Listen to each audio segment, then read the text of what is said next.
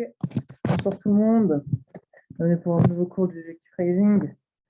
Alors, voilà, donc moi, ce soir, je vais continuer ce que fait Raphaël, le cours sur la Mishnah de Pirkei Avot, Maxime Despères, traduit en français.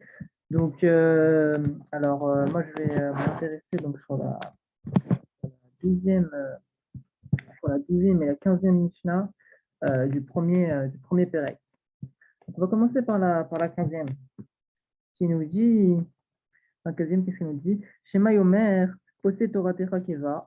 Donc Shammai, qui était un Tana, il disait, donc fais de la Torah un temps fixe, donc prends du temps, fais un temps fixe dans la semaine ou dans la journée pour que tu puisses étudier la Torah. Et mort ma'at VSRB. Donc il dit, donc alors, fais, parle peu, VSRB, mais fais beaucoup. VAV Mekabel et Kol Adam, les sévères panim et faute.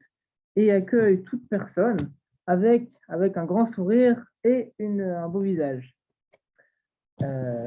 Donc Shammai nous dit trois choses. La première, donc, c'est déjà d'avoir un temps pour pouvoir étudier la Torah, soit tous les jours, toutes les semaines, ou même une fois par mois. Au moins trouver un temps, ça fait un temps pour étudier la Torah, pour avoir des bases, pour acquérir des connaissances, et ensuite pour après être éduqué par cette Torah. C'est-à-dire qu'en fait, la Torah, ce n'est pas seulement une science, de toute manière, on le sait bien. La Torah nous permet de nous parfaire, d'atteindre notre shlemut, nous dit le Rambam, chacun doit atteindre sa perfection dans ce monde. Et comment est-ce qu'on se parfait? On se parfait en perfectionnant, en améliorant nos midot, nos traits de caractère. Et du coup, en étudiant la Torah, on peut du coup améliorer nos traits de caractère. Et c'est pour ça que donc, les deux autres parties de la Mishnah, parce que dans Pirkei Avot, surtout dans le premier Pérec, Maxime Despères pour ceux qui viennent d'arriver, donc à chaque fois, chaque Tana nous enseigne trois enseignements, trois enseignements.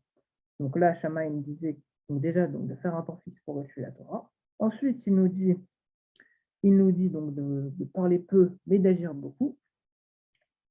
Et ensuite, il nous dit donc de toujours accueillir les gens donc avec un beau visage. Et en effet, grâce donc, à la Torah, une personne peut donc se prendre sur elle de ne pas beaucoup parler, de ne pas avoir la chat et de parler à tout le monde comme ça, mais d'agir au lieu de parler, de faire des actions au lieu de parler. Et aussi, en étudiant la Torah, grâce à ça, la personne sera toujours positive et pourra toujours accueillir les gens donc avec respect, avec un sourire. Donc voilà. Et avec un sourire et avec son cœur, tout simplement. Et voilà, j'aimerais mettre cette Mishnah, le 15e Mishnah, en relation donc, avec la Mishnah numéro 12, c'est-à-dire qui est à vote. Raphaël l'avait déjà fait, mais qui est que donc Hillel et Shammai Gibelomehem, donc Hillel et Shammai qui étaient, on a vu Shammai tout à l'heure, et donc Hillel et Shammai donc qui étaient deux Tanaïm donc contemporains qui étudiaient ensemble, et Hillel Omer, donc Eve Metalmidav Shel Aaron, donc soit un disciple d'Aaron, Oev Shalom, Vechodev Shalom, donc aime la paix et poursuit la paix, Oev et Adriut, ou Mekarvon, la Torah, donc aime la paix et poursuit la paix, aime les créatures et rapproche-les de la Torah. Et là, donc ce qui est intéressant, c'est que Hillel était donc un ami de Shammai, mais dans la Gemara, dans le Talmud, on voit que, même dans la Mishnah, on voit que Hillel et Shammai se chamaillent. Ça vient de là, se chamaillent. C'est un jeu de mots, mais Hillel et Shammai ne faisaient que se chamailler par rapport à la Lacha. Et chacun pensait son avis. Et Hillel, là, nous apprend qu'il faut être un disciple d'Aaron et de toujours faire en sorte qu'il ait la paix, qu'il ait le shalom dans le monde. Et en fait, les deux se rejoignent, puisque dans la Mishnah d'avant, on a dit, donc, Shammai, le troisième enseignement de Shammai, est donc d'accueillir les gens avec un sourire, donc en étant positif. Et Hillel, lui, donc, est complémentaire à l'enseignement de Shammai, puisqu'il dit donc, de poursuivre la paix et de rapprocher les gens de la Torah. et donc d'aimer la paix. Et ça, c'est très intéressant. Et pourquoi est-ce qu'on parle d'Aaron? Il faut savoir donc, que Aaron était, c'est-à-dire qu'il était, il était comme ça, il aimait rapprocher les gens de la paix, et il était encore plus apprécié que Moshe dans sa génération. En effet, on voit que donc dans la paracha où il meurt, où Aaron meurt, le peuple prend un mois de deuil. Pendant un mois, il reste pendant un mois au même endroit pour prendre du deuil sur Aaron, alors que Moshe, il ne reste que quelques jours, une semaine, pour avoir son deuil.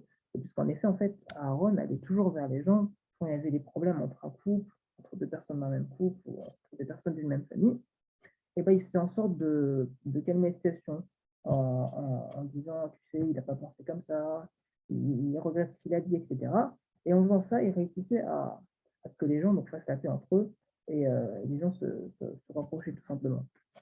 Du coup, il enlevait les marques-moquettes, il enlevait les discords, les débats inutiles et les bagarres, etc. Donc voilà, donc les deux Mishnayot sont donc reliés, c'est assez intéressant. Et, et voilà ce que je voulais dire aussi, c'était qu'en effet, j'ai lu un petit livret de Ravarouche qui fait quelques pages très intéressants qui parlait justement du fait d'aimer la paix et de l'Avat Israël. Voilà. Le fait qu'on soit tous solidaires entre nous, le peuple juif. Et c'est vraiment c'est très puissant, puisqu'en fait, donc il a parlé du malheur qu'a eu Améron il y a quelques mois, donc le gros accident qu'il y a eu. Et c'est vrai qu'il disait qu'en fait, c'est vrai que l'icard de la Torah, le principe même de la Torah, c'est pas ce qu'on a dit, c'est étudier la Torah, donc voilà, accueillir les gens avec un visage favorable, ok, donc d'agir beaucoup et de parler peu, donc ça c'est bien, etc. Donc il y a toutes les mitzvot, mais la mitzvah principale de la Torah, c'est en fait ce que fait Aaron, c'est l'avat Israël, c'est d'aimer l'autre. Et en fait, j'ai trouvé ça très intéressant. Et c'est vrai que dans son livre, il dit de prier chaque jour une demi-heure, ou même prier quand on prie, pour que les gens, pour que les gens s'aiment, en fait, qu'on arrête de se prendre la tête pour des bêtises. Et c'est vrai que c'est très intéressant, puisqu'en fait, la mitzvah d'Avat Israël, c'est pas seulement une mitzvah, c'est vraiment le principe de la Torah. Et justement, c'est comme l'histoire, voilà, j'ai sous les yeux dans mon Shabbat, donc dans le DAF, la Aleph, donc 31a, donc recto du DAF 31, la Gemara Shabbat, et ben ce qui se passe, qu'est-ce qui va se passer, c'est qu'il y a un guerre, enfin une personne qui veut se convertir plutôt, qui va voir donc nos amis donc Shammai et Hillel, et qui leur demande voilà, de se convertir, mais à une condition. Donc il va voir Shammai, et il lui dit, voilà, convertis-moi au judaïsme pour que tu m'enseignes toute la Torah, mais à une seule condition, que tu fasses ça, alors que je sois que sur un pied. Donc je reste sur un pied, toi tu m'enseignes la Torah, comme ça tu m'enseignes la Torah rapidement, et je veux convertir rapidement, je ne veux pas prendre un an, enfin je ne veux pas faire tout le processus pour être converti, c'est trop long. Voilà, donc synthétise-moi vraiment la Torah pour que je puisse me convertir. Donc oui, Shammai, on dit qu'il est assez rigide, il est assez dur, en tout cas dans ses positions, même s'il avait aussi une très grande Avat Israël, aussi, il y a des histoires aussi, Marat, il a une très grande Avat Israël, mais il lui dit, c'est inconcevable pour moi, il faut que tu approfondisses, que tu apprennes les Mishnayot, que tu apprennes la Torah, que tu lises la Torah, il faut que vraiment que tu approfondisses la chose pour connaître la Torah entière. Tu ne peux pas seulement voilà, apprendre en 5 minutes sur un pied toute la Torah entière. Enfin, il lui dit, si tu fiches de moi, c'est une blague. Et du coup, il a un bâton, il te donne des coups, il lui dit, rentre chez toi, pars. Et donc ce pauvre homme, enfin, c'est un rigolo, un pauvre homme, il va voir Hillel et il lui dit, voilà, Hillel, s'il te plaît, alors apprends-moi la Torah sur un pied, je veux être sur un pied, apprends-moi la Torah. Et lui, Hillel, il lui dit, alors oui, ok, d'accord, pas de souci, mon fils. Alors il lui dit, da la sina ilecha avrar, la tavid, zo iko la Torah kula. Il lui dit donc alors, ce qui est détestable pour toi, ne le fais pas à ton prochain, et ceci est la Torah tout entière. En fait, il dit tout simplement, aime ton prochain comme toi-même. Et en fait, ce qu'il nous apprend Hillel ici, ce que je disais tout à l'heure, c'est que l'Avat Israël, c'est vraiment le principe même de la Torah. Et, euh, et voilà, il s'est avéré qu'après converti, enfin, grâce à Hillel, donc cette personne va se convertir, et après il va devenir un vrai juif. Et, euh, et voilà, et c'est une histoire très intéressante que j'avais vue, et qui est assez connue aussi. Et donc voilà, en fait, il faut se dire aussi qu'il y a énormément de choses qui sont mises en place par les sages, des fois, juste pour le shalom, par exemple, je sais pas, par exemple, quand on fait un érouv pour des cours, pour une maison dans un bâtiment, s'il y a plusieurs juifs qui habitent dans le bâtiment pour porter Shabbat, il faut que chacun prenne un train, on prend de la matzah, et on s'associe entre eux. On dit quelque chose en araméen, on dit quelque chose en, en hébreu et en français, pour que les gens comprennent. Il y a au moins deux foyers qui passent ça, et ils s'associent autour de ce repas pour dire, voilà, on vit sous le même toit parce qu'on partage le même repas. Tant qu'ils n'ont pas mangé le repas, ils peuvent porter dans le bâtiment. Voilà. Donc, si vous voulez en faire un, demandez à votre âge, demandez en privé, on pourra vous aider. Mais voilà. Et pourquoi, en fait, et à la fin de la Gemara et Rouvin, il y a le Marcha qui explique pourquoi est-ce qu'on fait ça avec du pain. On va faire ça avec un autre mets. Enfin, même pourquoi le faire autour d'un repas, tout simplement. Mais on pourrait dire, voilà, si on vit dans le même bâtiment, on dort, on va dire, dans le même bâtiment, on peut se dire que voilà, c'est comme si c'était une même maison. Pourquoi le faire autour d'un parc? Pourquoi toute cette symbolique? Pourquoi faire tout ça?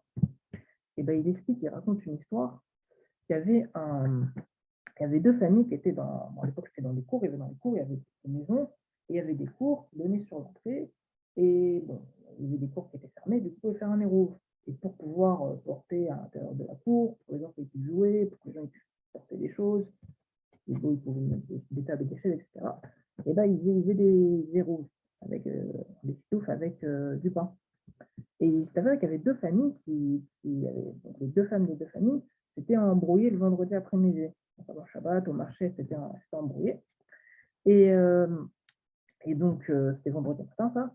Et vendredi après-midi, quelques temps avant Shabbat, une demi-heure avant Shabbat, il y a une des deux femmes qui demande à son fils, il dit, prends la matzah, prends le pain, et va voir la voisine pour faire le roux, comme ça on pourra porter. Voilà, comme ça, ce Shabbat, on pourra porter. Et donc, le petit, il va, il va avoir 4-5 ans, c'est un sinopre, c'est un petit enfant, tout mignon, et il va voir, il va voir la voisine qui, le matin, était très en colère contre sa mère, et il lui dit, voilà, on va faire le ouf, tenez, il y a du pain, tenez, madame.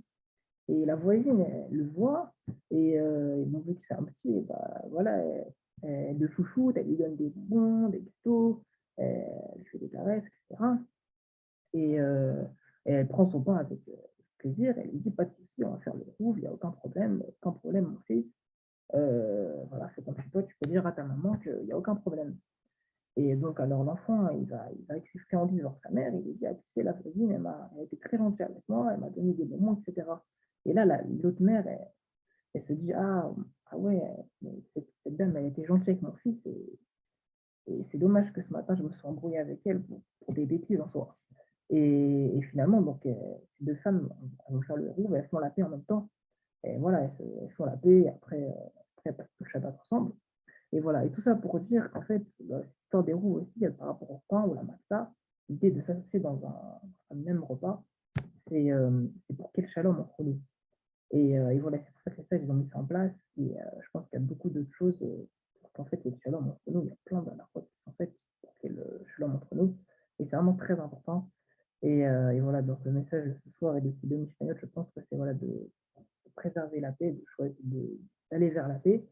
Et voilà, faut pas, il faut aimer tout le monde, même si, voilà, même si le gars il est pas religieux, il n'est pas religieux, même si on s'embrouille avec lui, en tout cas entre juifs, on doit tous s'aimer. Euh, donc, euh, donc voilà, en tout cas, poursuivre cette paix. Et voilà, donc j'espère que vous avez aimé le cours. Voilà, on se revoit très bientôt. Bonne soirée à tous et à la prochaine.